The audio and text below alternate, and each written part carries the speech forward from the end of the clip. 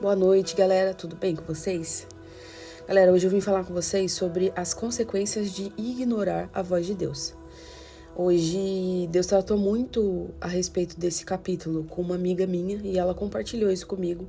E eu achei muito interessante, um tema muito interessante para poder falar para vocês, né? As consequências de ignorar a voz de Deus. 2 Crônicas, capítulo 21. Eu não vou ler com vocês porque é um capítulo um pouco extenso, né? Mas se você puder, leia depois aí na sua casa, para você entender melhor. Mas basicamente vai falar sobre o reinado de Jeorão, né? Filho de Josafá. Josafá, ele era um homem muito temente a Deus, obedecia às ordens de Deus, às instruções de Deus de forma corretamente, diferente do seu filho, Jeorão. Quando Josafá morreu, automaticamente Jeorão assumiu o trono de Judá. Mas ele não fazia as coisas segundo o coração de Deus, segundo a vontade de Deus. Então ele fez coisas que desagradou muito a Deus. Ele matou seus irmãos por causa de poder, para que ninguém assumisse o trono no lugar dele. Ele matou todos os seus irmãos. Ele abandonou a aliança com Deus, criou altares pagãos, corrompeu o povo e o pior, ignorou o aviso de Deus, né?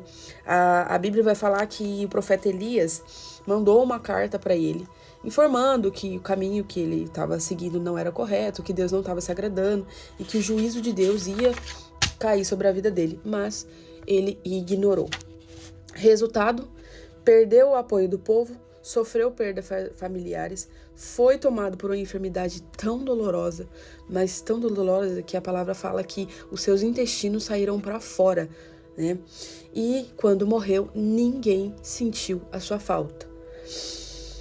O que eu quero trazer com essa mensagem, né? É muito pesada, mas eu vejo que Deus, ele corrige aqueles que ele ama.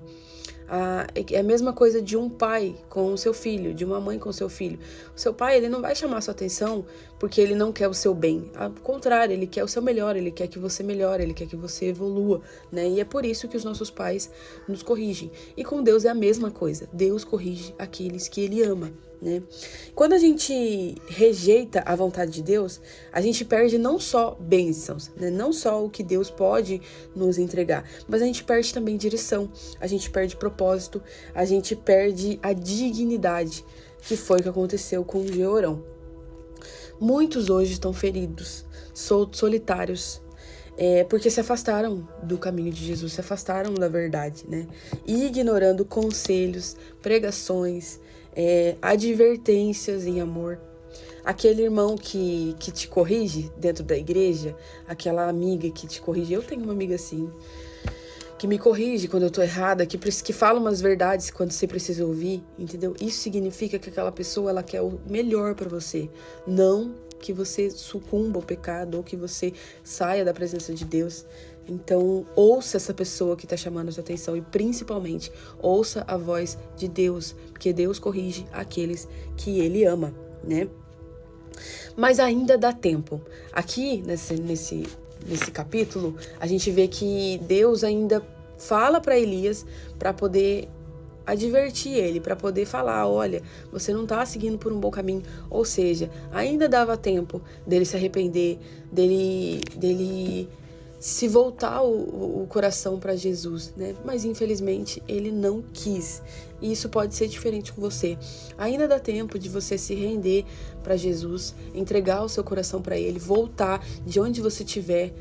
Pode ser o pecado que for, o pecado que você cometeu, que você pense assim, mas para mim não tem mais jeito. Sim, sempre tem jeito. Deus, Ele te perdoa, Ele te restaura, Ele faz de você um vaso novo, né? A Bíblia fala que nós somos um vaso na mão do oleiro. E quem é o oleiro? É Deus, é Jesus, que tem o poder para nos mudar, para nos moldar. E é claro que a gente tem que estar disposto para isso. Então não seja como Jeorão. Abra o seu coração, volte enquanto ainda dá tempo de voltar. Porque nós cristãos, nós sabemos que o tempo é curto, né? Daqui a pouco Jesus está aí e aí sim não vai mais dar tempo. Hebreus capítulo 3, versículo 5. Hoje, se ouvires a sua voz, não endureças o vosso coração. Então, como eu disse, volte enquanto é tempo, abre o seu coração enquanto é tempo, porque ainda assim nós temos a oportunidade de voltarmos o nosso coração para Jesus. E é isso, espero que essa palavra chegue até você, espero que essa palavra tenha falado ao seu coração. e que você escolha hoje viver o que Jesus tem para você e voltar o seu coração para Jesus. Ótima noite.